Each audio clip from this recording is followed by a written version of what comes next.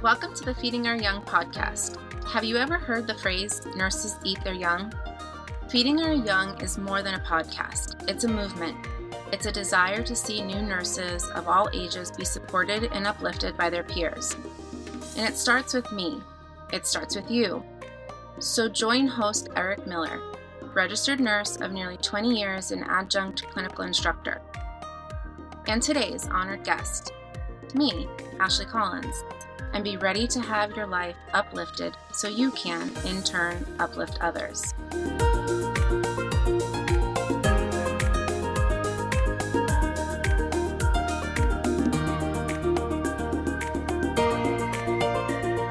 Welcome to the Feeding Our Young podcast.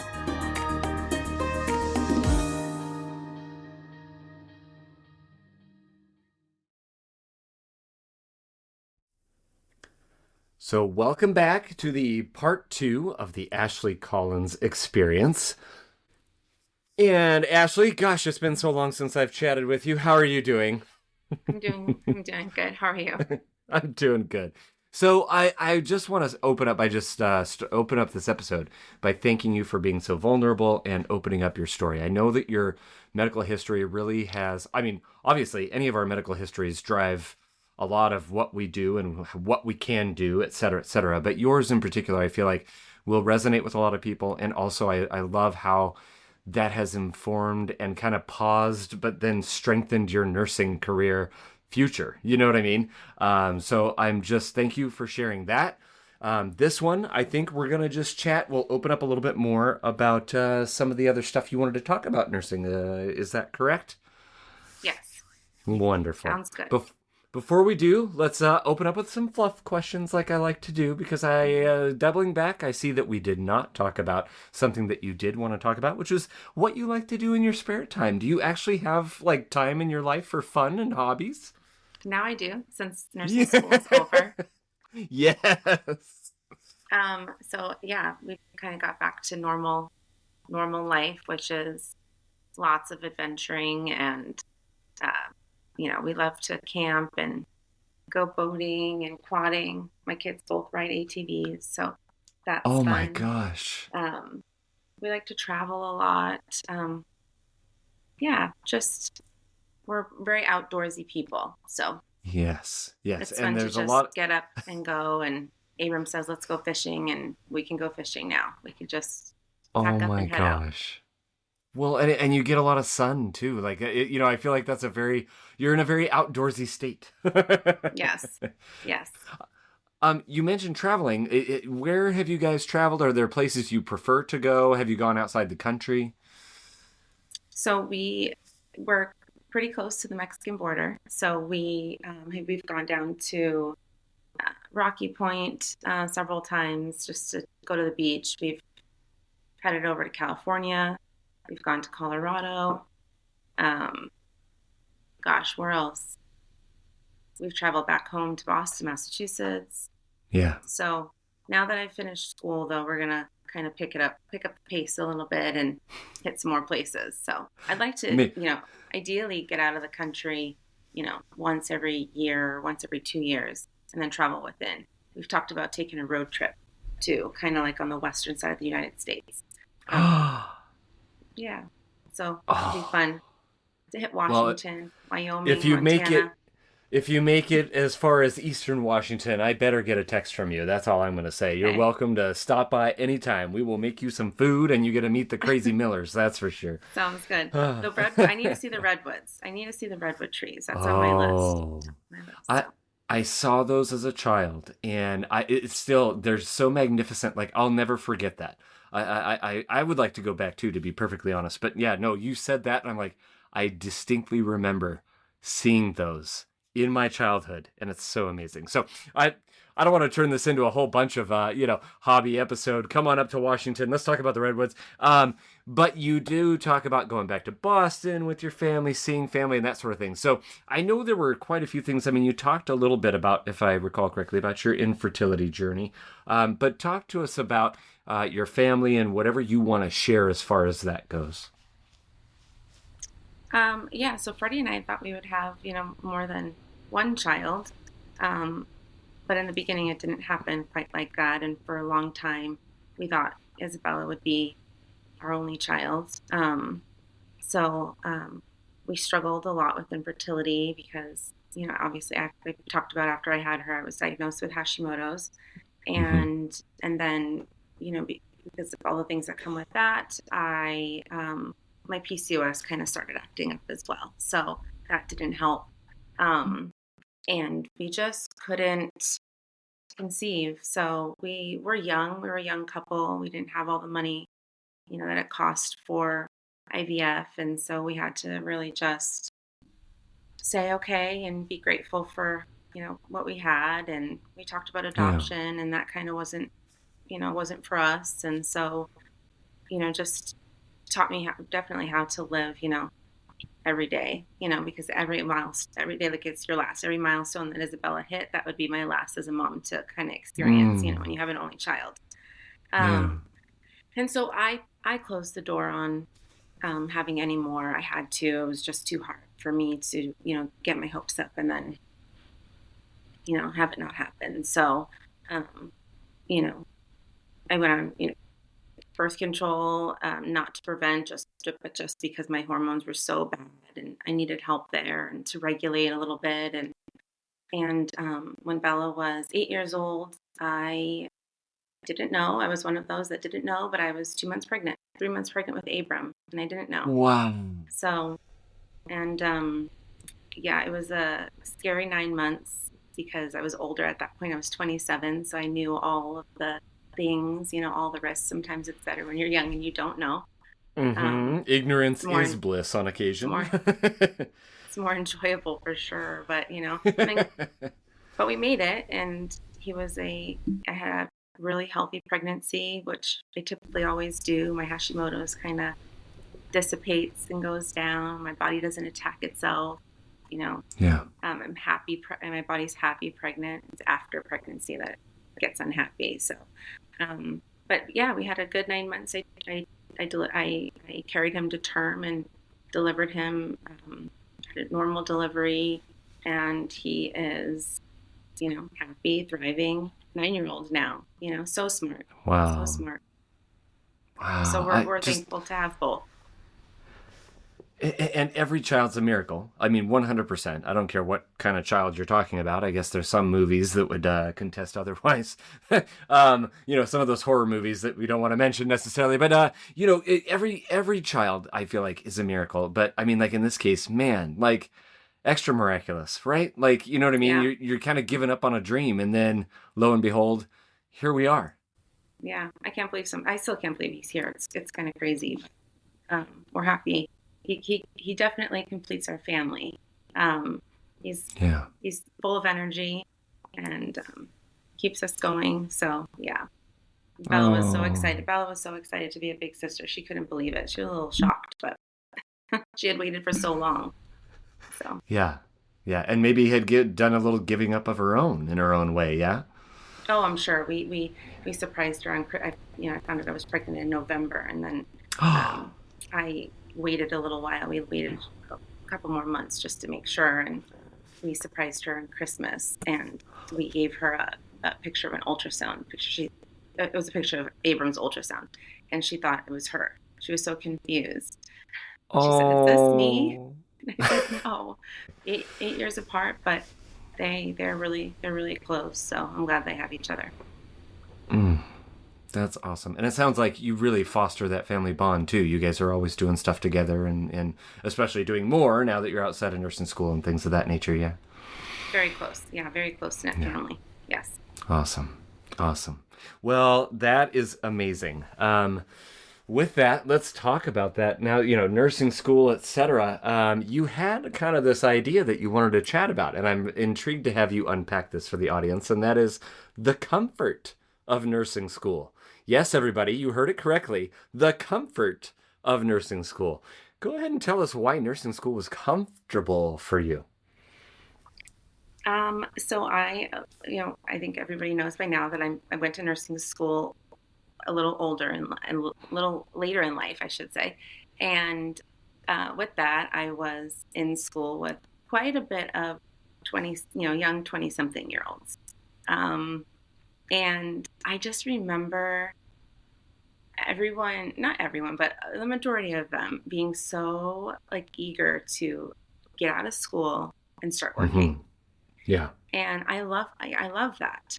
Um, we talk about, sometimes, being naive is a good thing, I guess. Mm-hmm. I Mm-hmm. know what it's like at bedside, being a PCT, and the responsibility and the um, luxury as a PCT of saying, "Let me go get your nurse." Yeah. Yeah. But when you finish nursing school, you are the nurse, and so there Mm-hmm. is no nurse to get. Um, and so that weighed on me a little bit. I love learning. Mm-hmm. Um, I think I'll be a student for life.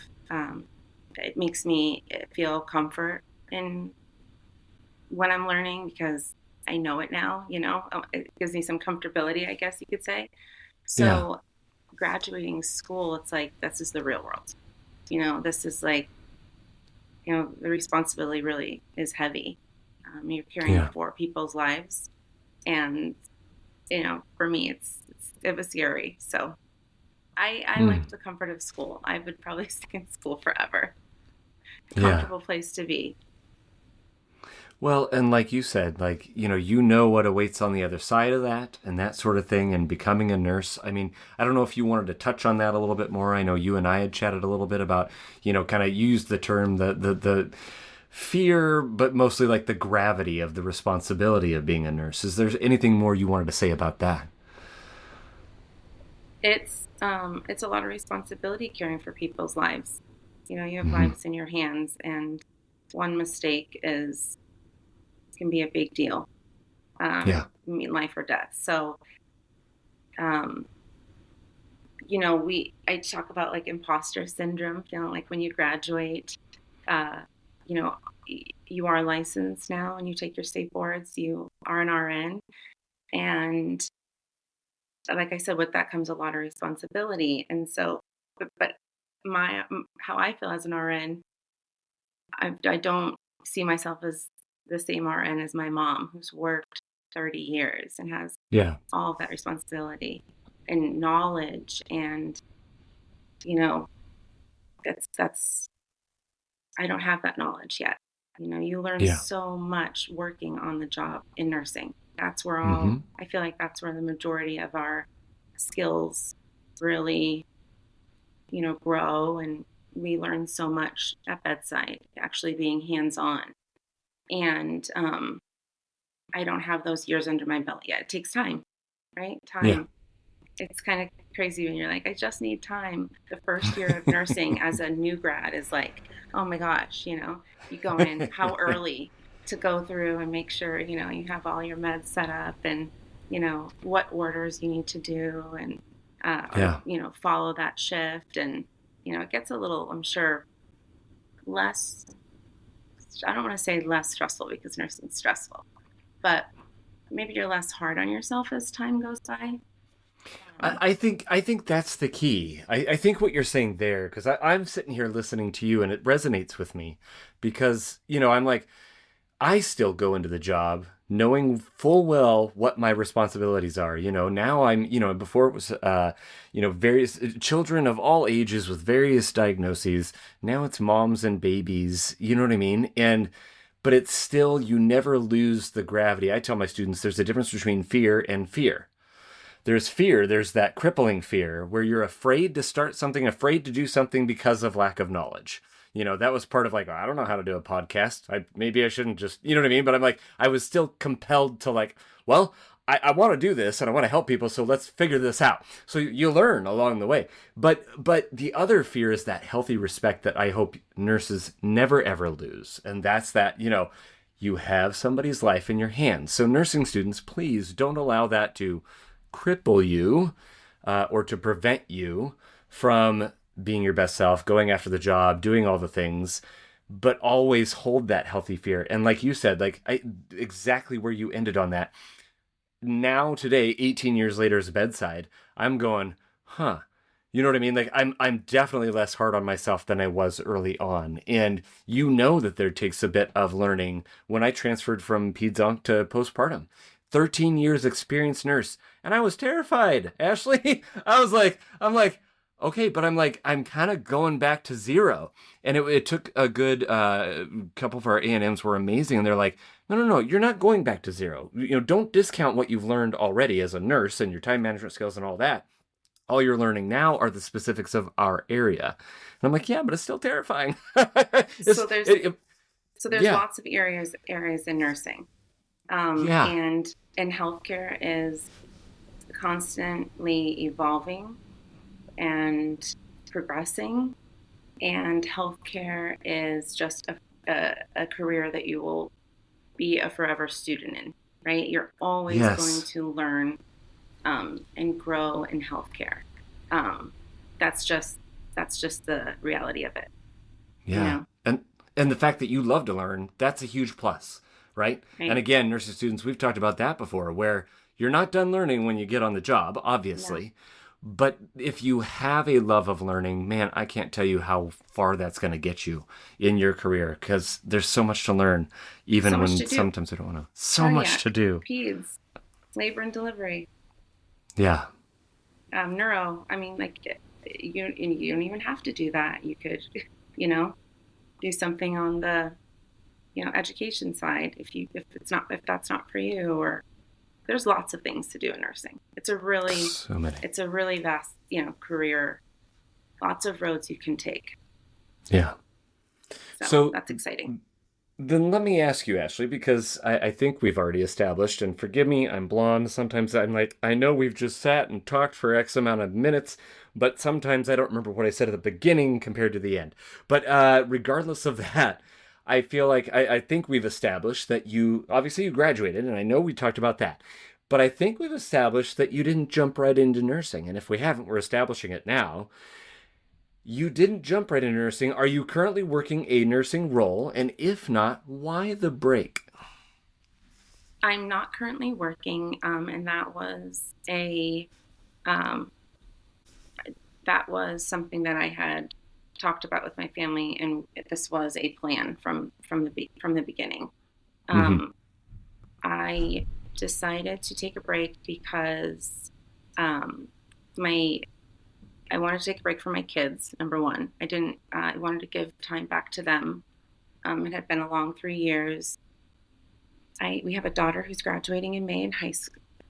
Um, in high school, she's graduating. She's a senior. So Hmm. I graduated in December. So she has January, February, March, April, May before she graduates. So I wanted to be Wow. available for her. Enjoy those last few months of high school for her. Um, and I really wanted to just take a moment to kind of decompress a little bit. I didn't want to go from one stressful environment which is nursing school to another. And I Yeah. also wanted to take a break and decide on really what I wanted to do, where I wanted to go, what I wanted to do with this degree. Excellent. And I mean, and I'm sure your daughter absolutely 100% appreciates that. You've had your moment. The family kind of sets some things aside, whether it's physically or whatever, you know what I mean, time-wise, all the things, so that you can finish chasing your dream that you've held for so long. And now you're like, okay, now it's my turn to just pause for a minute and put the limelight back on the family, right? On your daughter, on the others. Yes, exactly. That's so cool. No, that's incredible. So then I guess that begs the question, you talked about you want to see where, what area you're thinking about practicing in and that sort of thing.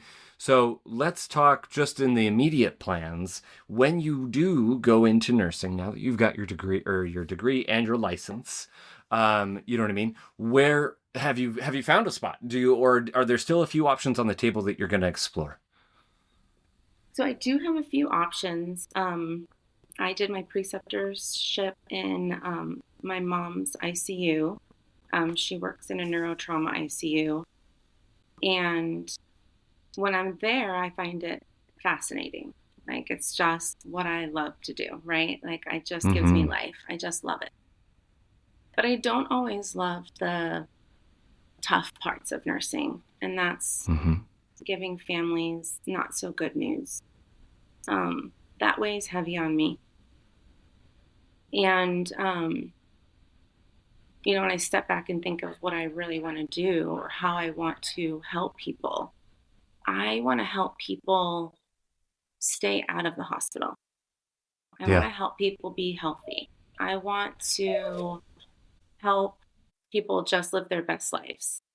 I don't want Yeah. to take a more like reactive approach, but instead, It's okay. those are my It's all dogs, right. Yeah, I'm all hearing. three of I'm all hearing. three of them. Oh, they're like, Mama, what are you doing? Help me. Well, that's the cane corso, who's very vocal. She's the Italian Mastiff, Oh. so she's Tr- yeah, and that's Lily. Okay.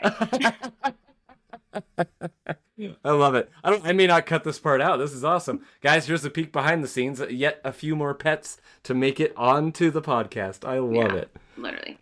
But Anyway, sorry, you don't want to be as reactive. You want to help people.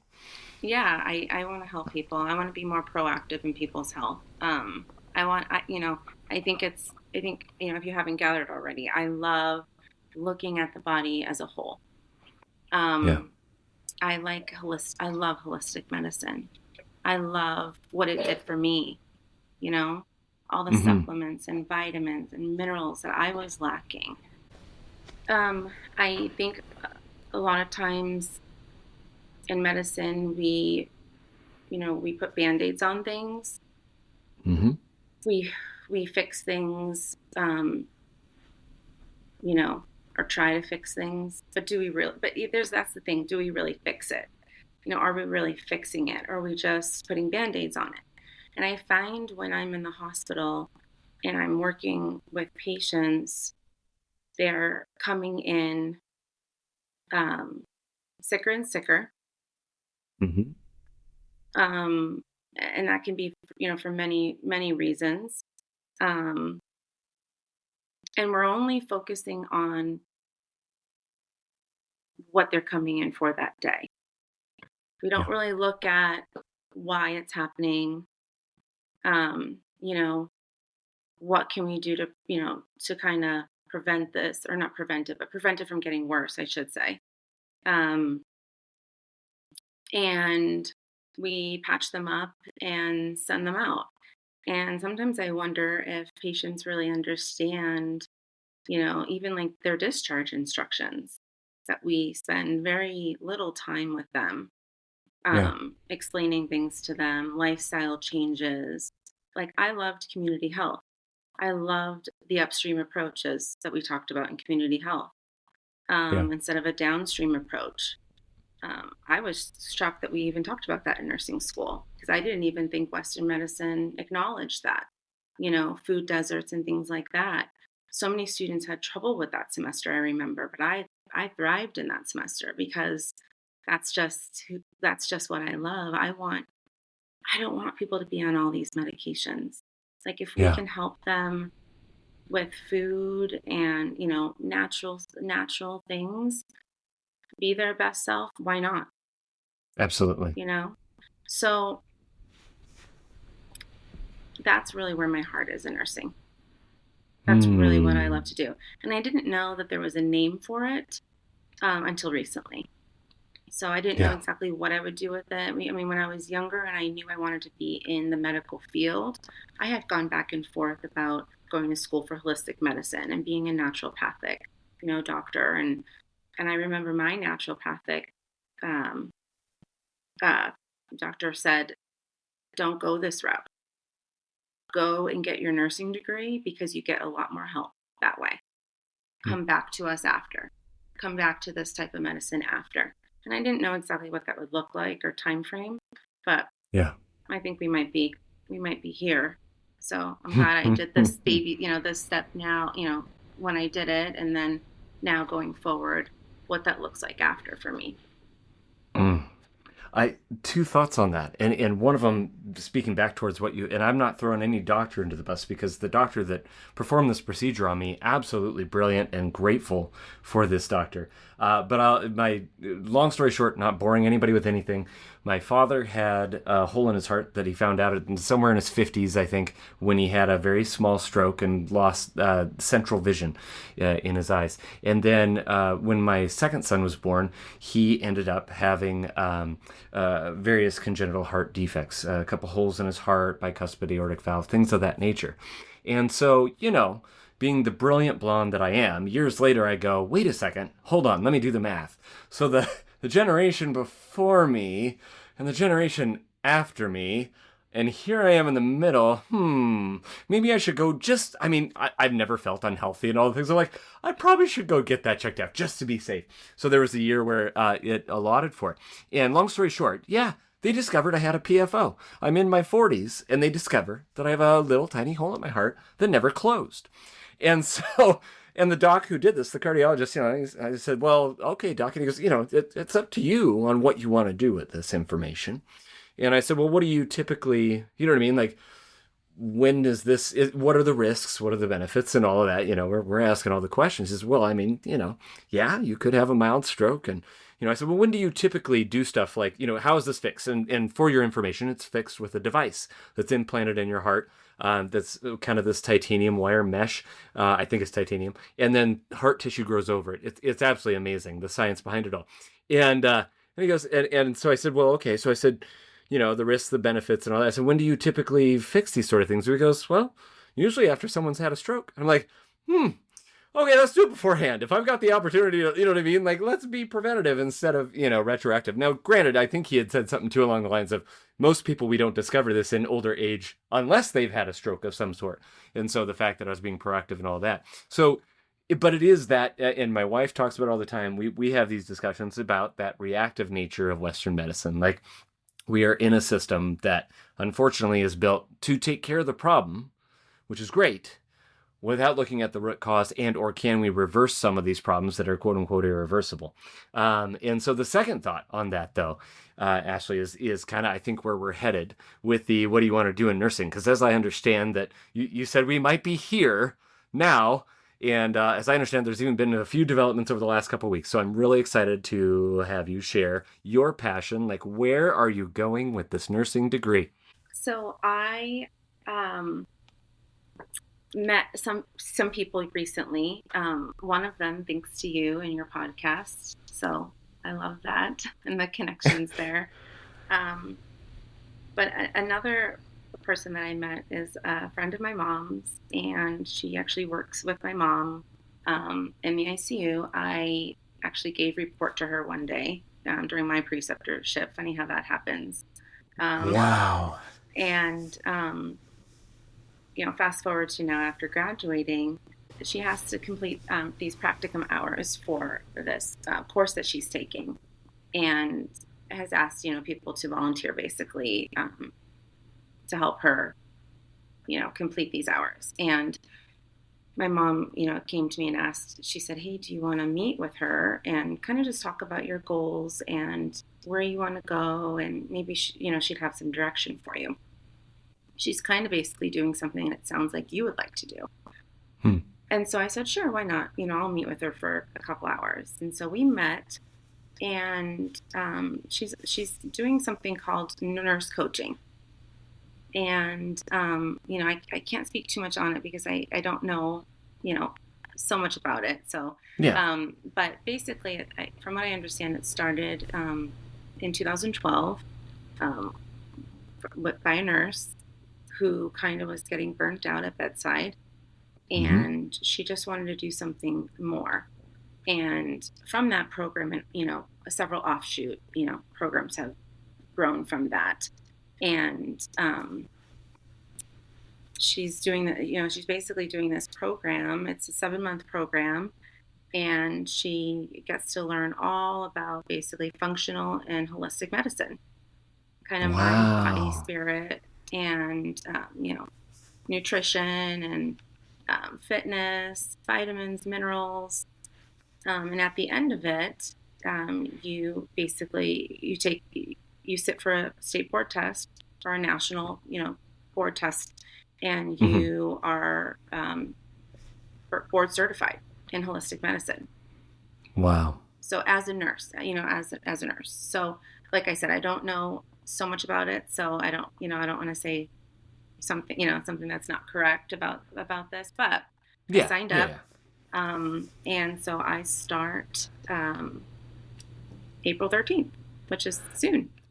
April 13th. That's amazing. Yeah, Ashley, I'm so so excited. What does that thank feel you. like though? Like, does it, because from the outside looking in, I feel like, man, we've already established it's taken this long to achieve this dream you've had since you were 4. And now that you've achieved that dream and you're hitting the pause button for a little bit for the family, when you hit that unpause button, you are gonna like you're gonna take off. Like this is what does it feel like on Yeah. your side? So Because I'm it's just excited. amazing. I'm excited. Yeah. I'm excited. A couple months ago, while I was taking this break towards the end here, I was feeling a little lost. What societal like norms, expect me to do as a new grad nurse, which is go into Yeah. bedside and start on a night shift. Yeah. Usually that's where new grads start. And I Mm-hmm. just, for me, in this stage, in this season of my life, I just am not willing to go backwards on my health at my Yeah. age. I just Yeah. don't want to do it. And so I really had to ask myself, what's important to you? What do you want to do? How do you want to give back? How do you want to help people? And then also not neglect yourself, because Yeah. so many of us neglect ourselves and we don't Yeah. notice until it's too late. I just, Yeah. got handed a not so good diagnosis early on in life, that I Yeah. had to really pay attention to my health. So, so I'm excited. I feel like I have a purpose again. I feel like I'm on Mm. track to where I'm supposed to be.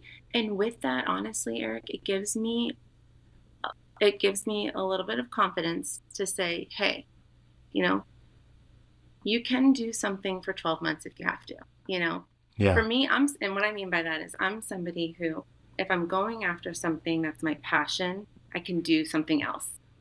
And so Yeah. what I mean by that is I do, I don't want to be a disservice to myself and lose my skills as a nurse. And Yeah. so I know the right thing to do is get in there and work and put some time in, for sure. I want to do that for myself. Um, but I also have this thing on the side that's really my passion Mm-hmm. and where I'm going to Mm-hmm. end up and spend the rest of my time, and so that's exciting for me. Oh, and it's exciting for me, and I barely even know you. I'm just, this is so cool. So, Ashley, before we wrap up with our traditional questions, I want to make sure, is there anything else you wanted to talk about? Anything that we've left off the table? Otherwise, I think we've covered everything you wanted to talk about, but is there something I'm missing? I don't think so. I think we've talked Okay. about everything under the sun. Okay. Under the sun, literally in Arizona. All right. And So then, yeah. So then, with that, what were the 3 words you used to describe nursing school, and why did you pick them? I chose capable, fulfilling, and accomplished. I chose capable because when you go through such a grueling, uh, time in your life, such as nursing school, right? Every day, every test, every exam that passes, every shift that you do and complete, you feel that much more capable than you did the day before. And so for me, Mm-hmm. it was a confidence thing that every day, you know, every semester that ended, I just felt that much more capable of doing the next semester and the next one and the next one. Fulfilling because it is my life's purpose to be a nurse. For me, it just filled something inside of me that wouldn't have been filled if I never went to school. And so Yeah. it truly did fulfill me. And accomplished. I chose accomplished because I accomplished a huge thing in my life, a lifelong dream to be an RN. And I did that. Mm. So I felt accomplished at the end of it. I know I haven't known you for long, but like my heart swells with pride for you. You know what I mean? Like it's just like, way to go, Ashley. I know you don't need that confirmation or that's not the word I'm looking for. You don't need that extra whatever, but like seriously, as a tenured nurse and all the things, congratulations, because man, that is a journey and a half. So I don't know what happened. I don't know if people like due to technical difficulties early on, or because they heard you were from Boston or moved to Arizona, they just tuned you out. I don't know why, and they fast forwarded to the end of your episode, and they're only listening for the one piece of advice you would give them. What would that piece be? The one piece of advice I would give somebody would be to never give up. Never give up. Take it one day at a time, 1 hour at a time if you have to, 1 week at a time, and just keep chipping away. Mm-hmm. Never give and up. let those successes build on each other, like you said. Yes. And with that, we have a phone call on Ashley's side. I don't know, that may not even make the episode. We may not even hear that in the background. That was awesome. I'm like, I'm familiar with that buzzing sound. So that means time's up. Ashley, no, I can't thank you enough. Thank you so much for taking time today to just enrich the lives of others. I guarantee you've made an impact. So thank you. Yeah, thank you. Thank you for having me. It was my honor. You have an amazing day. Thank you, you too.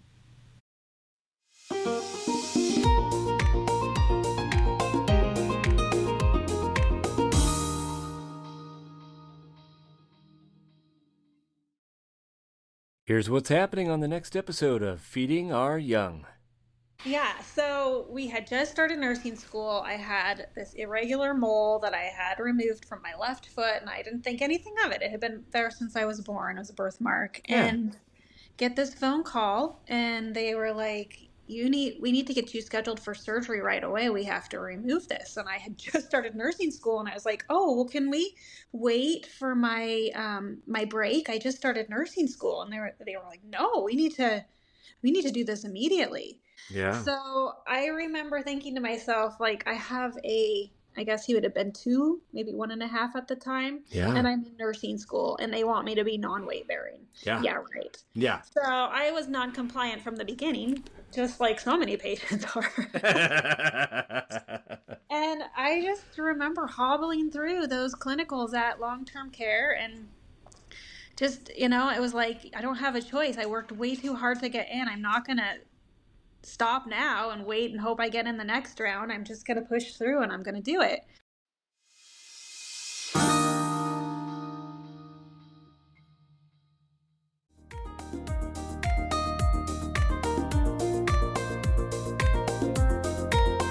Did you like today's episode of Feeding Our Young? Let today's honored guests know by emailing us at thanks@feedingouryoung.org. Also, if you are a nursing student, nurse, or a nursing instructor and would like to be featured on a future episode, please email us a few details about yourself at the very special email address mystory@feedingouryoung.org. If you have a question you would like addressed in a future Q&A episode, please send it to q@feedingouryoung.org. For all other inquiries, please email us at info@feedingouryoung.org or text us at area code 509-ALL-THEM, 509-255-8436. We're so excited to have you return to hear our next honored guest. Be sure to follow us on TikTok, Facebook, Instagram, and YouTube at Feeding Our Young LLC. Again, that's username Feeding Our Young LLC.